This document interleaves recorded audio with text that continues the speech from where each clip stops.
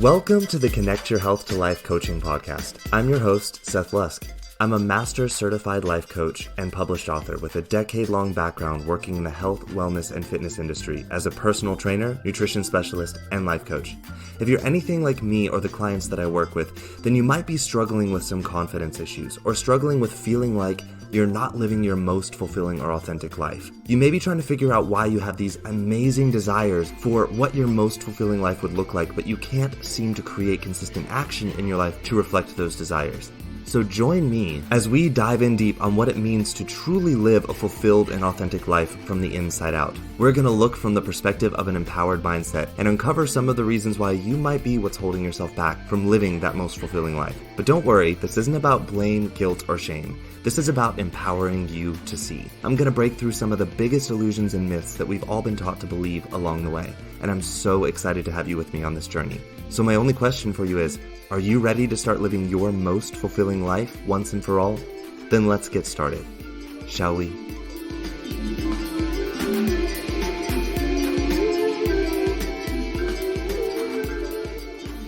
Hey everyone, welcome back to the podcast. For those of you listening in for the first time, welcome. You picked a fascinating episode to join in on for this week, one that I'm excited to bring to you all. And yeah, we're going to jump right in. Today, we're talking about making extraordinary choices. This is something that I feel is so important to discuss. It's something that I personally worked through with me showing up in my own life in the way that I wanted to versus the way that I thought was expected of me or what was possible for me. And also, it's something that I see many of my clients working through and struggling with when I first start working with them. So it's something that I want to share with you all, something that really kind of came into my head over the last couple of weeks and something that was kind of sitting heavy on my heart. And I was like, this is something I want to discuss with my listeners and really start to get clear with you all on, because I think it's something that a lot of us have many limiting beliefs and misunderstandings surrounding what it means to make extraordinary choices and live an extraordinary life. So this week, that's what we're going to talk about. What does it mean to make extraordinary choices and to live an extraordinary life? Why do so many people struggle with it? Let's start off by defining what extraordinary is. So extraordinary is just something that is very unusual, unexpected, or special. And so unusual just means, a lot of times I think these definitions can carry some negative connotations. Unusual just means it's not what happens usually. It's just not when we look at our life and we look at what we expect to happen and the usual of what happens. Unusual is just when it's something that falls outside of that. Unexpected, same thing. Special.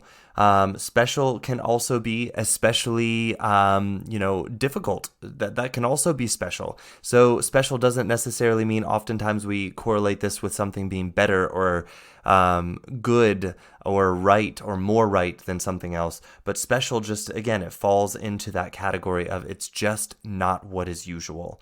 So when we talk about someone's life being extraordinary, what we're usually talking about is what we observe in their life that is unexpected from what we usually observe in the lives of people around us that we're regularly in contact with, that we regularly observe. So let's talk about that first. What makes an extraordinary life? Because I think there are a lot of beliefs surrounding this that can lead us in a direction that's not going to serve us when it comes to wanting to live our own extraordinary lives by making our extraordinary choices. So a lot of times people believe that an extraordinary life somehow means better. And I really want to talk about this here, because when we start talking in terms of it being better, what we end up doing is we believe that either our own life is not good enough how we're currently showing up in it, but that when it would be extraordinary, that it would be better or good enough then. Or we might believe that an extraordinary life is better than everyone else's life, that's the point of it, that it needs to be better than everyone else's life, and that's what makes it extraordinary. But here's the thing, extraordinary lives are about being unexpected, unusual, or special, not necessarily better in any way. And I want to be clear about that. For life to be better than others, it would need to be the same life, only improved in some way. But this is not how a human life works. It's like if we compare a Hummer and a Lamborghini, if you can imagine. So a Hummer is like an SUV. It's an off-road vehicle. Or at least they used to be. I think now they're kind of shifting more towards trying to be like a luxury SUV or something. But anyways, so it's like comparing a Hummer or a Lamborghini. Which one is better? Well, the truth is neither one, because it depends, I guess, on what you're looking for out of a vehicle. Neither one is definitively better than the other. The same goes with our lives, but on an even more complex scale. None of our lives start off the same.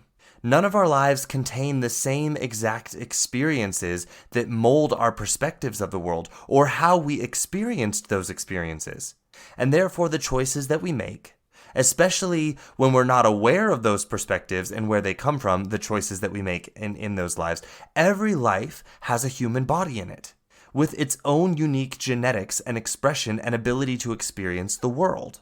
And this will impact how we experience the world and how we will show up in it and make decisions and the actions that we will take, as well as how others will experience us based on their own perspectives of the world and even other people's experience of us. That experience of us, the way that other people experience us, especially when we're unaware of how those perspectives work and how they can impact us, they can heavily influence how we show up in our own lives and how we talk to ourselves about ourselves and choose to see ourselves. And this also impacts how we will therefore show up in our own life. So as you can see, these are just a very few small factors that can influence a life and how it is experienced from person to person. So like I said, there are so many others. There are billions of other factors that we're not talking about here. To compare lives, like one is better than the other, it's really quite useless. That's what I want you to get out of this right here. So when we compare our current life with the life what life would be like if we were to be living this extraordinary life, let's look at that too. Because it becomes really easy for us to look at our own lives as being better once we do certain things, or once we have accomplished certain things. And many coaches, many inspirational speakers out there use this approach to inspire energy within us to change. But there is a bit of a flaw here, and I want us to look at that. I want us to look at it because it's really important. When we think that our life will be better when, fill in the blank, ... what ends up happening is we believe, first of all, that life is not good now or not good enough now. We also believe that life and its overall experience will be fundamentally better in some way or easier. We will be happier. We believe we'll have fewer problems. We will have less things to dislike in our life. We will have more things to be grateful for. But this is not entirely true. And I know some of you are like, wait, then why are we even bothering? Why are we even bothering with this? So let me explain here. Life is always 50-50. That is the human experience. We are in this body. We have these brains. Life is always 50-50, meaning 50% of things in our life will feel easy for us. We will have ease. We will easily love them. We will feel grateful for them with ease. They will feel enjoyable for us with ease. And then there's the 50% of things that we will feel we struggle with, that we don't easily love, things that we don't feel easily and that we easily enjoy. Even when we live our most fulfilling and authentic life, my friends, this is the case. But the difference is that we do it with intention. And the things that we feel uncomfortable about, uneasy to love, and difficult are things that we choose to have in our life because they bring us into a fuller expression of our truest self. There is no one point in life where we escape the discomfort of living a human life. The difference between a fulfilling and authentic life and the ones that I see most people living is that there's no intention. There is no alignment with purpose, alignment with value. There is no true desire in it. It's all about people pleasing and trying to gain worthiness and gain approval and manipulate other people's emotional experience of us and their opinion of us. And a fulfilling life is one in which we choose the discomfort that we step into because it helps us to express ourselves in our truest form by showing up and creating those truest desires. But it does not mean that this life will somehow be fundamentally better As in, we're not going to be happier. We're not going to have fewer problems. It will have its own set of struggles and issues and areas that will not feel so enjoyable for us, but we will choose them because they are a part of the part of the life where we are moving closer to expressing ourselves more and more authentically and truthfully. And sometimes that feels scary. Sometimes that feels uncomfortable, but it's worth it in the end because it's for the life that we feel authentically here to live, that has a purpose for us, that is aligned with our values, that is aligned with our sensitivities. That's what makes it fulfilling. That's what makes it quote unquote feel better. But a lot of times when we talk about it being, objectively better, we get this idea that somehow we're going to reach this point and all of a sudden there's going to be no problems in our life, and we're going to feel better about ourselves because we did these things. And none of that is true. None of that is true. First of all, we feel better about ourselves because we choose to feel better about ourselves, not because we did something, not because we changed something in our life, okay? So I want you to understand that. That is so important to understand. So what makes an authentic and fulfilling life extraordinary? It's not about being better. Not better than your old life or better than anyone else's life around you. What makes it extraordinary and authentic and fulfilling is your willingness to make the choices that are not expected, that are unusual, and that are special in a way that expresses the truest version of you into the world as you grow in your understanding of who that person is, who you truly are, and their unconditional worth, and what you are here to create in this world, separate from what is expected from you based on your social background, your family, what traditions you've been brought up into, living a life in which you're willing to do what is unexpected of you from all of that. Separate from somehow feeling this obligation or this pressure to do things in order to gain approval from other people or acceptance from other people or to mitigate other people's opinion of you or their experience of you. You see, we grow up in these families, whether they're biological or social families. We grow up in social constructs provided to us by the adults around us and our peers as we grow up. And as we do this, we form our views of the world. And here is what makes a life extraordinary, is the potential that this creates. It is when we begin seeing the truth that what we are being told that we should do, what we are being told about how life is, what we are being told about what is possible for us or for certain people in the world like us, or for certain people in the world that are different from us. What we are being told about those differences, our differences, and how it affects what is possible for us. As we see all of this, we have the opportunity to have this realization that all of this is not fact. It's made up. Most of it is just handed down ideas from generation to generation that haven't been questioned in a very, very long time, or maybe not even ever. And these ideas are merely another person's perspective from a long time ago that other people accepted as being truth and then spread them around as facts, and more people accepted them as facts. So once we have this realization, it's not about throwing them all out of the window. That's not what it's about. It's not about pointing fingers at everyone and saying, you're all wrong and you're idiots and you're ignorant and I'm the one that's going to be right here. It's about recognizing that the truth is something much deeper that we can continually seek. And it's below the surface of this life when it comes to the things that we can quote unquote possess that are never really ours. When it comes to this body that we're living in, when it comes to the brain that we have, when it comes to how we see things and experience the world through this human body. The truth is deeper. It's below that surface, and we can have that realization. It's about then choosing to ask those questions and to do those things that other people aren't asking and aren't doing that will uncover what is below that surface, and to do it with courage. And doing it in a way that feels genuine and truthful for us based on our values, our sensitivities, and true desires in life. And based in our own unconditional worth, as well as the unconditional worth of everyone around us. It is based in that. That is what makes an authentic and fulfilling life extraordinary. Extraordinary lives are not about lives that are better than those around them. They are lives of people who are willing to see what everyone else is doing, what is socially quote unquote normal, what is comfortable, what is acceptable, what is quote unquote preferred, idealized, worshipped, praised by their culture and society, etc. We can go on. And then being willing to ask the question, is this really real for me? Is this really what I want to do?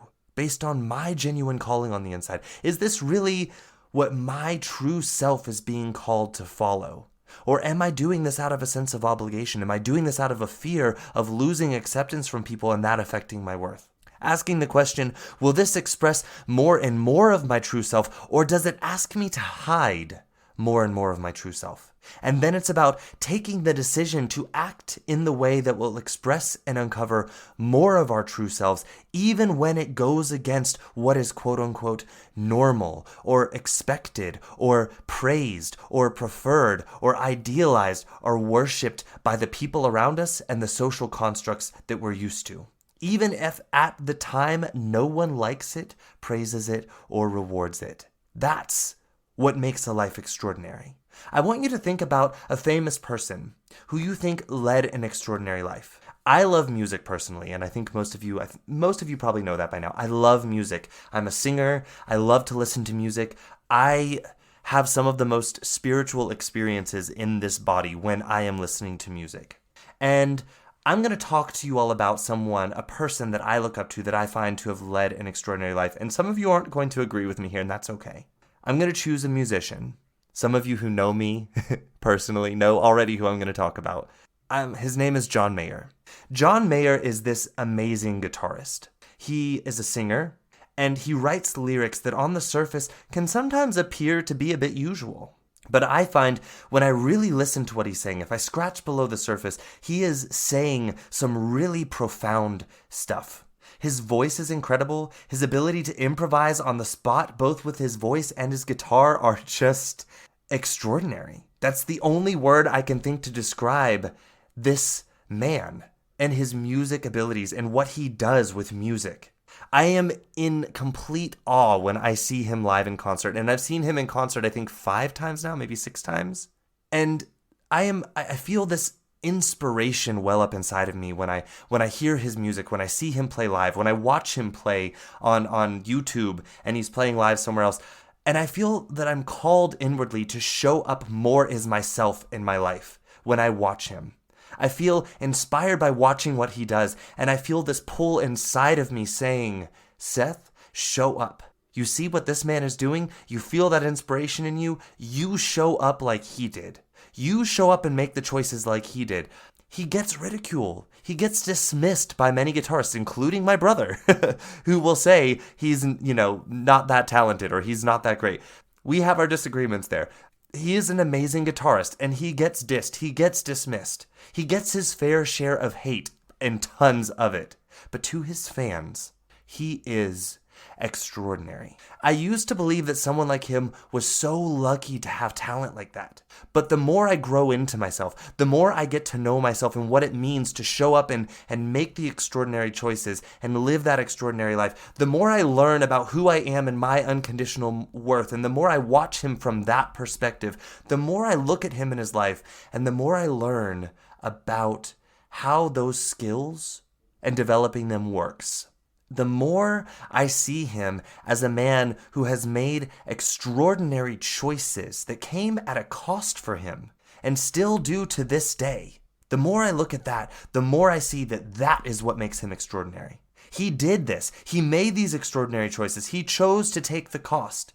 He did so to show up as the fullest and most authentic version of himself that he knows to this point. And what is beautiful about him is that I've been following him since I was in high school. And he evolves and shows up differently the more he knows about himself. Every album he puts out is like a new layer of him that he is uncovering and showing up as. And I feel this genuine inspiration watching him do this.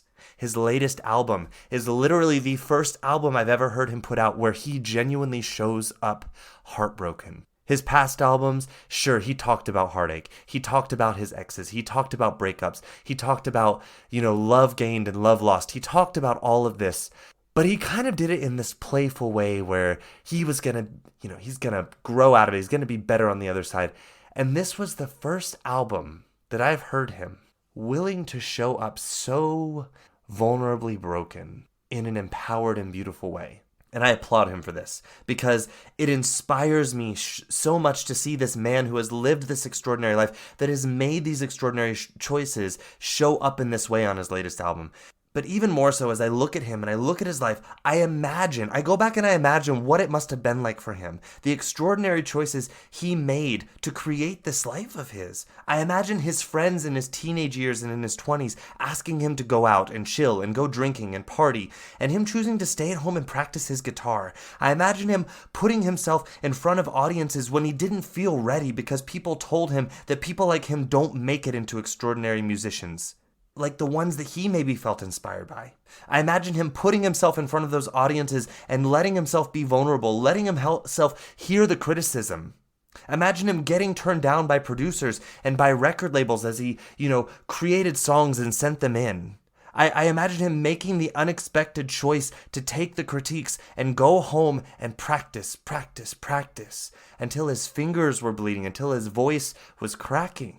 I imagine him sitting at home alone and writing lyrics over and over until he felt they were really the truest expression of what he wanted to say, as he honed that skill of being able to use the language that he knows to express himself in a way that is with words but goes beyond them. I imagine him hearing all of the limiting beliefs of the social circles he grew up in, of his friends around him, of his family, of what is possible for a person, quote unquote, like him.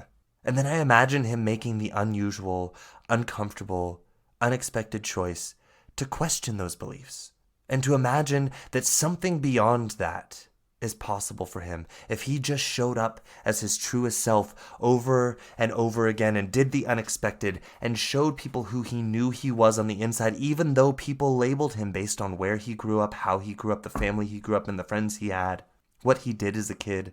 I imagine the unusual, uncomfortable choices he made to ignore the friendly, quote-unquote, advice that he received, to just give up. Dream a bit smaller. Play it safer, John. Don't you think that's a bit out there? Don't you think maybe you should be more realistic? And then him making that unusual, that unexpected, that extraordinary choice to continue to practice and live as if he had something more coming that he just knew was right there on the other side of making some more extraordinary choices. To keep going, keep creating until, well, you see him now in this extraordinary life where millions and millions of people around the world pay hundreds of dollars to just go see him play on a stage, to be in his presence, and to see him create a musical experience live, that buy his albums, that listen to his songs over and over again. I imagine the extraordinary choices and the cost that he was willing to go through to make those extraordinary choices to create this life. And my friends, you can do the same. You can do the same for someone that you see as being someone that's led an extraordinary life that you feel inspired by. I'm sure you can go back and you can find the places in their life where they probably made the uncomfortable choices to go without certain immediate gratification, to go without comforts of acceptance, approval, friendship, social experiences that most of the people around them were experiencing and were normal for quote-unquote people like them. I'm sure you can see in their lives where they made these extraordinary choices over and over again until the sum of them added up to the extraordinary life that you now see, the life that you feel inspired by. Maybe you feel jealous by. You feel jealous of it. We can talk about jealousy, though. We often think that it's these extraordinary traits or luck or natural talents that make these extraordinary lives that we feel inspired by or jealous of. And then we dismiss the dream inside of ourselves that recognizes that reflection that we see in their life and that we feel inspired by, or like I said, maybe we feel jealous of. Jealousy, my friends, is merely inspiration that has not had its possibility owned within ourselves. It is the inspiration that has not been taken inward to own the traits and skills within ourselves that we are feeling called to sharpen, show up with, strengthen, and practice, and make those extraordinary choices to prioritize them even when we're delaying gratification, even when our social circles say, this isn't normal, this isn't expected of you, this isn't what we do, and you show up, you strengthen, you sharpen, you practice anyways, and make those extraordinary choices. When we turn that jealousy into inspiration and let go of the conditions we have placed on our worth, and we set ourselves free to show up and practice and learn and evolve and grow unstoppably, as we are called inwardly to do so, then we start making those extraordinary choices that lead us to our own extraordinary life. That is what we're actually feeling jealous of, but actually it's just unowned inspiration that we are here and designed to create on this earth in the life that we are in right now. It's not about being better than the people around us, or even better than we are now. Here's the thing, you can't be better than who you are now. You may not be showing up as your full potential, but that doesn't mean that you're not good enough. It doesn't mean that you need to be better. Maybe you just want to change your human experience so that you show up more fully as that amazing, extraordinary being that you actually are. It is about being willing to unstoppably grow in how you're showing up in this human experience, when the decisions and the action that we would want to take to continue to grow and evolve and show up more as ourselves, it's when those decisions and actions and questions feel terrifying to take or ask, because it goes against what is quote-unquote normal, what feels comfortable, what is socially acceptable, what is acceptable by our families and friends. It is about being willing to step forward anyways and take the choice, that action, to ask that unasked question and to find what is on the other side. And the more times we're willing to do this, the more the sum of these extraordinary choices adds up and creates that extraordinary life. When in your town or social circle, what is usual or normal for you to do on a weekend or in your free time, when you see that and see where it is taking the people around you, and you see that this isn't the authentic, true desire that you have. It's not that dream that you truly dream, to keep going down this path that everyone around you is taking. And then you choose to stop taking that usual path. And you see what action you would be taking instead. You feel the resistance. You feel the social shaming maybe. You feel the fear of external rejection. You feel the fear of appearing different. But you make the choice to do what is good for you to bring you closer to that fullest expression of the true you, with the true desires, even the ones that others around you are telling you are unrealistic or stupid. You show up, you make the decisions to express and actualize those dreams and desires. This is the act of living an extraordinary life. It's not one of social ease and acceptance. I think it's so easy to see people toward the end of their journey, or toward the middle of their journey, when they've been doing this for a long time, and we look upon their lives as being extraordinary. And we see their talents and their skills are being praised now. And it's easy to get confused and believe that this is what the process of creating that life also looked like. But the truth is that creating lives like this is usually full of a lot of social rejection. Social rejection from the people that are in your current social circles, but don't want to move out of that circle and into the circle of your dreams and true desires. The process, the journey, is about releasing the responsibility for the people in those circles and allowing the sting of external rejection, but realizing that it's not about you, and then moving forward anyways. The journey of these extraordinary lives is not one of ease and following. It is one of stepping out without a how-to, and creating one for yourself and falling on your face 1,000,000 times in the process, and hearing the ridicule and the laughs and the continuing to pick yourself up and learn from those falls and love yourself through them. It is a process of feeling like other people are enjoying life more than you, while they're posting pictures on social media of their vacations and their dinners and their nights out, while you make the extraordinary choice of not going on vacation to save money for something that's actually important for you, or staying in while your friends go out and you stay home and practice your skills or work on something that is important in your journey, or rest to be ready for something that is going to be important for your journey. This is the process of the journey in an extraordinary life. It's not the glitz and the glamour that you see once a person has honed their skills and made something extraordinary, and that society finally catches up to seeing it and rewarding it. I mean, look at the number of poets and painters that it wasn't until they were dead that their work became the extraordinary examples of work that we learn from today and idealize and aspire towards. The lives of these poets and painters were a life of constant and external rejection, and making the extraordinary choice to keep moving forward, keep honing their skill, keep doing it, keep showing up. And we look at them now, and we see the praise that their works get, now that society appreciates their brand of extraordinary. And we see them and their lives, therefore, as being extraordinary. But I think that we sometimes forget that those journeys and those extraordinary lives, they cost something. But how worth it was it? We live in this time that glorifies and idealizes ease and social acceptance and instant gratification and comfort now. And in this, we forget what extraordinary lives look like and the journey of an extraordinary life looks like. We have begun to believe that extraordinary is about comfort and ease and people-pleasing and seeking external approval as fast as possible and in the largest amounts we can find. But the extraordinary lives are living the opposite. They're choosing social rejection, choosing discomfort, doing what is authentic even when people will not like it and they know it. So many of us have this image from Hollywood or Instagram or TikTok or Facebook or Twitter that life is about quickly going viral by luck and that makes someone extraordinary. We see many of these people who have become famous through this process. And as they get into the spotlight and we see more of their lives, we begin to see that these people have their struggles. They have their humanity. And guess what then? We cancel culture them. We shame them back into the circle of social outcastness. It has created this very skewed view of what an extraordinary life actually looks like, and a fear of what the process is to live that extraordinary life. A large amount of us fear what it takes to live an extraordinary life because it asks for us to be vulnerable.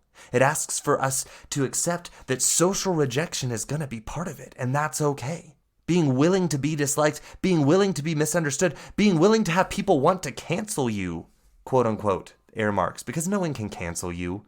And recognize that this doesn't mean that you're doing something wrong or that you're not good enough or that you're not good. That is about them. And it is about you choosing to keep showing up and making the extraordinary choices that pull you into your most genuine and fullest expression, not attacking back. Not trying to prove who is right or wrong and trying to cancel them before they cancel you, or prove them wrong before they prove you wrong, or proving who is better, who is more worthy. It's about being willing to recognize that none of this is what it's about. It's being willing to show up for it. Make the extraordinary choices that people will make fun of and hate and try to cancel. To make those choices that you won't be practiced at and you're going to fall down so many times making those choices. But you will show up for yourself. You will learn. You will do it again and strengthen those skills, even as people doubt you, belittle you, and reject you. And you'll love them because you'll recognize it's not about you. It's about them and their own conditional worth on themselves. And you'll keep showing up to express fuller versions of you, hoping that they will see that in themselves and release that judgment that they have on themselves. And start showing up for themselves and creating their own extraordinary lives instead of spending so much time hating on you. But you can't control that. But you can love them in their process of hating you because you can recognize that this hate, this energy that they're feeling is really something inside of them trying to ask them to wake up and feel inspired instead of jealous. I think we have forgotten what living an extraordinary life takes. And this is why so many of us feel the pull and the inspiration. Some of us just feel jealousy and hate towards others for the lives that they are creating. And this is why so many of us struggle to put this into practice in our own lives. So why is it that so many people are unwilling to make these extraordinary choices that will create the extraordinary life that they want? Why is it? I think number one is that we believe, again, that instant gratification is what we want. So many of us truly believe that. But this is a trick of the brain and our society glorifying this. And our society reinforces this biological drive that is actually harming us physically, emotionally, mentally, spiritually, and in our ability to show up and create in our lives in any authentic way. It is harming us, my friends. This is one of the reasons why people struggle here, is because they believe that instant gratification is what they want, and constant instant gratification is the way to go. And I believe this is also because they don't have true desires present. They don't see their true desires because they're so full of instant gratification and false desire. And that's something we can talk about another time. It's something I've talked about in previous episodes before. I think that one of the other big reasons why so many of us are unwilling to make extraordinary choices, to live an extraordinary life, is that many of us are chasing inauthentic dreams of trying to copy someone else that we think is somehow more worthy than us or better than us. Or we're chasing a belief of what our life should, quote unquote, be like, based on traditions, social constructs, something that our family does, that we don't authentically fully believe in, but we want to fit in and we want to please other people, so we just keep forcing ourselves into believing that this is what we want. My friends, making these extraordinary choices takes energy, it takes creative power, it takes vision, it takes true desire. Otherwise, the brain and its desire for instant gratification and the body's desire for instant gratification, they're going to win out. Only a true desire and authentic dream is going to be worth the cost of making those extraordinary choices for yourself. And most of the people I see get so fed up with making these choices because they do not even truly, at a deep and authentic level, know why it is that they themselves want the goal that they are chasing after. And the truth is, they don't even want it. They only know why they should want it, or how it would look like for other people that they believe their approval will somehow make them more worthy in life. They only know why they want it, and therefore they believe that they should want it themselves. Or they believe it's going to cause them to feel better about themselves, but that won't. So the question becomes, what is it that we want to do to begin making these extraordinary choices, to lead us into our authentic and extraordinary lives? Because the reasons why we're not doing it is twofold. It's because most of the things that we're going after are not authentically our desires, and we're not taking the time to understand our own true desires. And the other reason being that we believe that instant gratification is the goal of life, staying comfortable as much as possible. So what do we do to begin making those extraordinary choices? First of all, you want to begin by realizing that changing how you show up in your life and express your truest self does not make you a better person than who you are, and it doesn't make you a better person than anyone around you. Because who you are is who you're trying to express.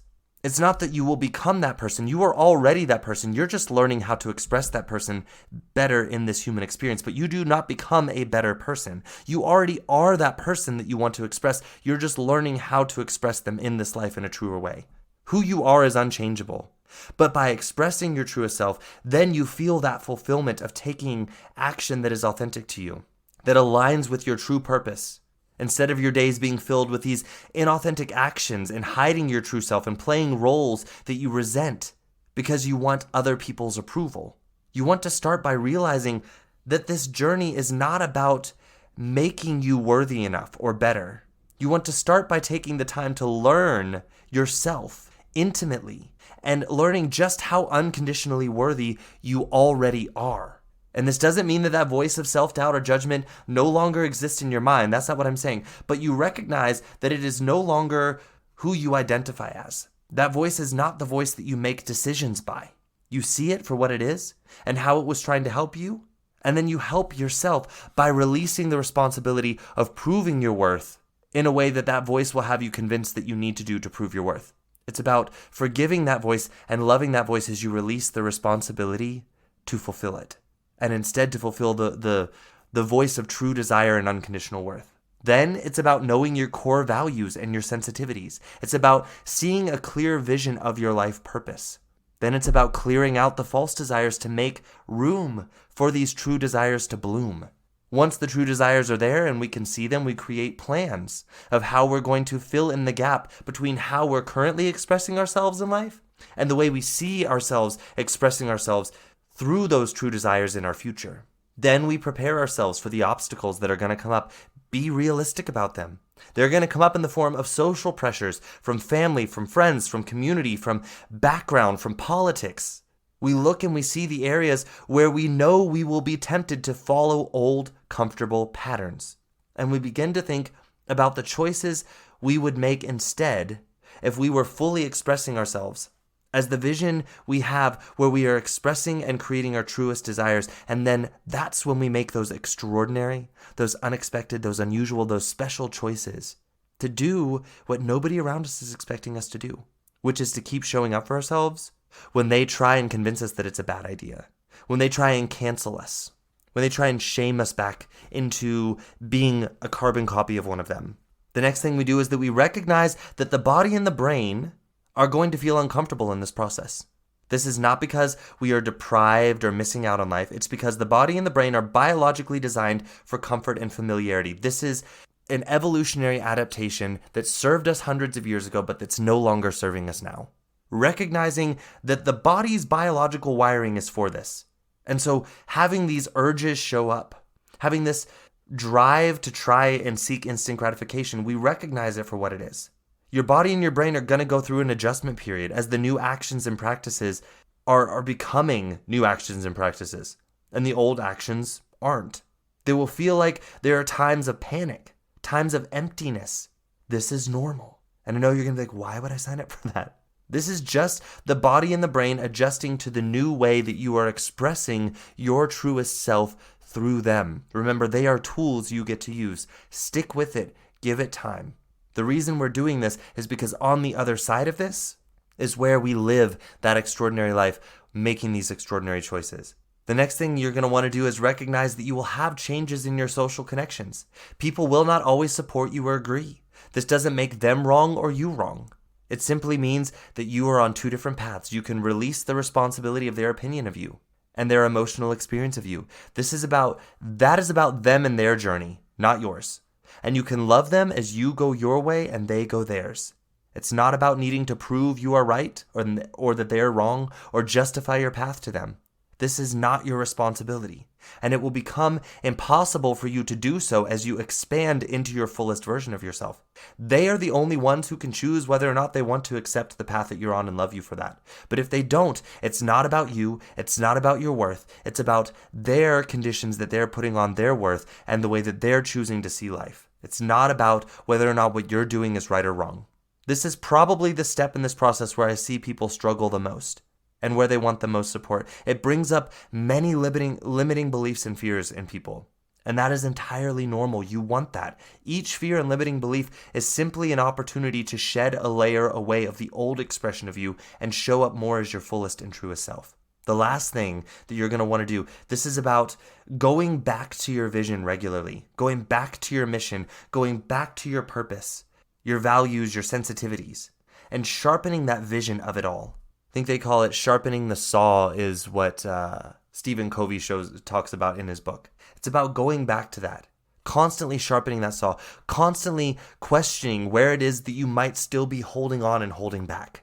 Checking in with yourself regularly to see where it is that your truest self is showing you that your current vision was based in another limiting belief, in a layer of your old self that you want to shed away, or where it's based in a fear. And then being willing to explore that with love, compassion, forgiveness, and patience as you release that fear and the limiting belief and step into an even fuller expression of yourself. It is constantly being willing to go back to that point one and recognize, I still don't know everything. I'm never going to be able to show up as my fullest self in this life, but that's not going to stop me from going back constantly and questioning, where is it that I'm covering up layers of me with layers of fear and limiting beliefs, and where can I shed those away? Where can I show up more? That's how we start living these extraordinary lives and making these extraordinary choices. So what's the takeaway from today? First of all, those steps that I just took you through right there. That's something that I don't recommend you try doing on your own. I would recommend working with either a group coaching or a coach that can support you through this and keep you unstoppable in your journey through those steps. But here's what I want you to take away from today. First of all, I want you to recognize that the people we see as living these extraordinary lives, first of all, having lots of money is not what makes them an extraordinary life. I want to clarify that here because I think a lot of us have because of capitalist beliefs that we've internalized, because of a lot of Puritan beliefs, especially in the U.S., that value busyness and making money and industrialness as being virtuous. We've internalized this idea that somehow money is what makes a life extraordinary, but it doesn't. Now, finding an extraordinary way to create that money in abundance within your life, that would be something extraordinary. But I want us to begin to really think about why it is that we believe that having lots of money is extraordinary, because it's not. Many of the people who have lots of money were born into wealth. They didn't do anything to get there. They didn't do something extraordinary to get the money. So money is not a qualifier for an extraordinary life. Now, what someone does with that money, that's different.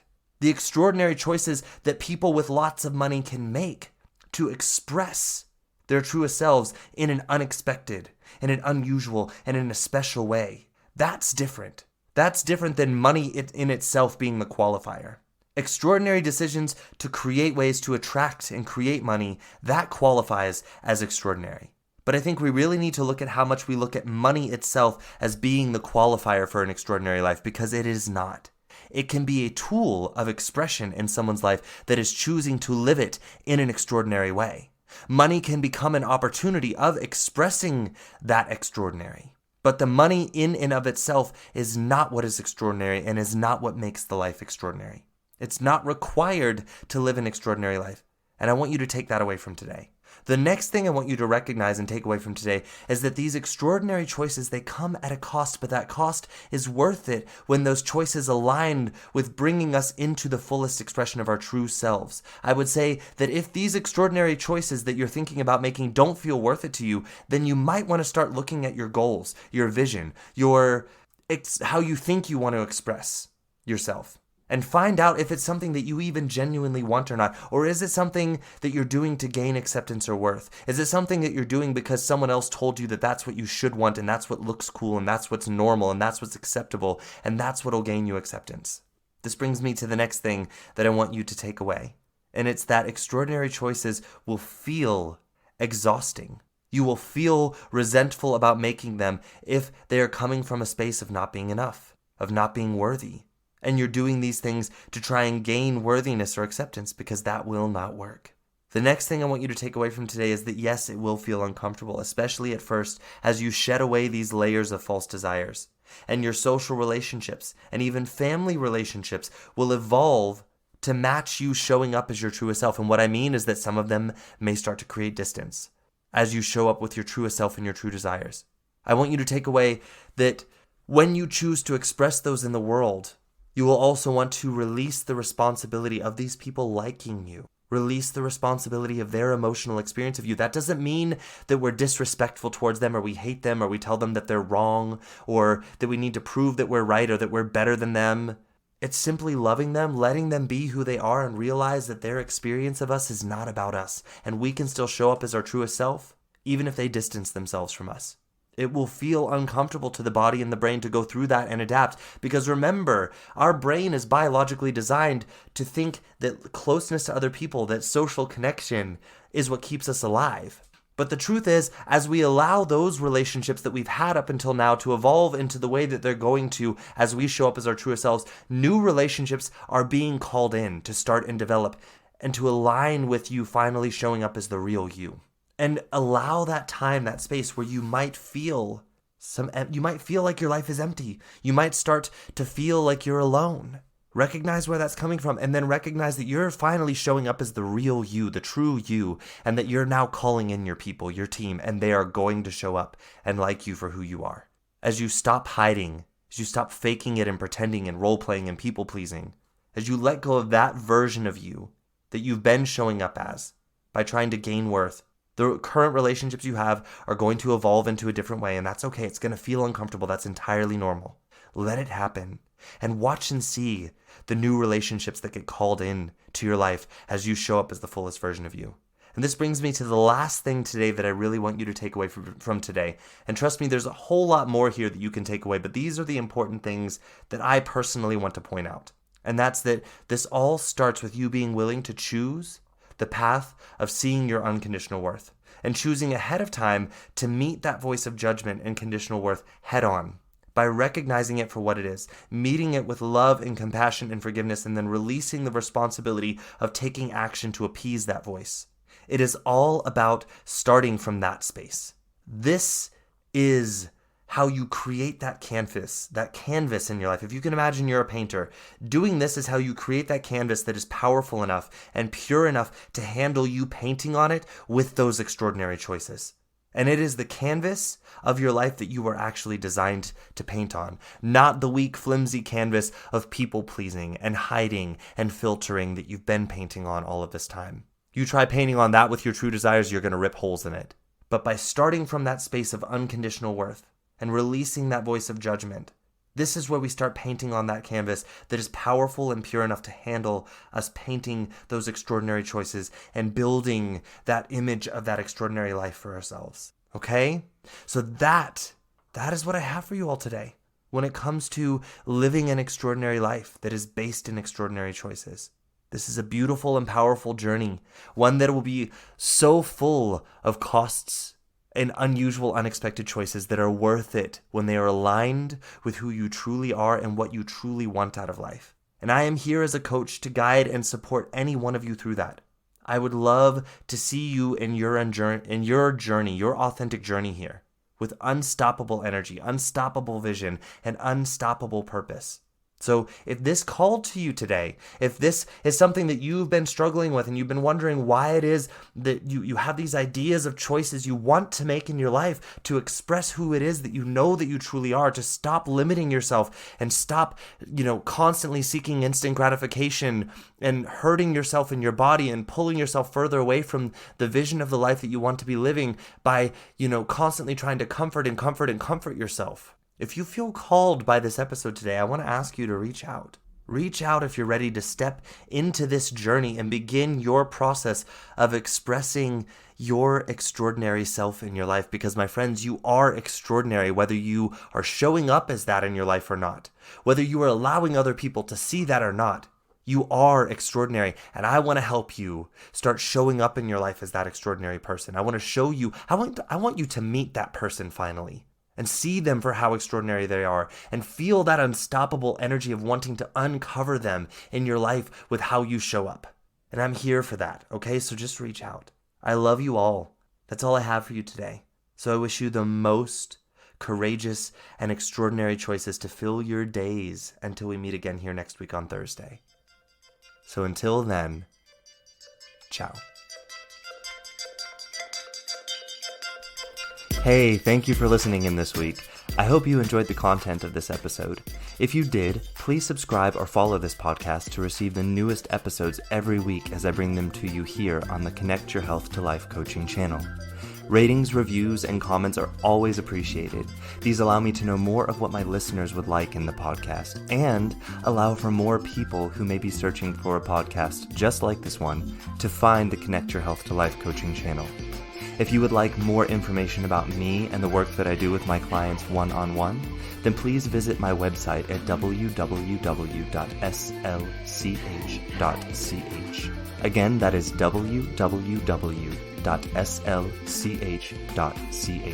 You can also find me on social media on Instagram at SethLusk_coaching. Again, that is SethLusk_coaching. And on Facebook in my free Facebook group community called A Healthy Life Connection. We would love to have you in the group, and it's only 3 membership questions that you have to answer to join. And again, it's entirely free. And if you need any further information or just want to say hello, feel free to send me an email directly at slusk.health@slch.ch. Again, that is slusk.health@slch.ch. Thank you again so much for listening, and I look forward to our next time together. Ciao.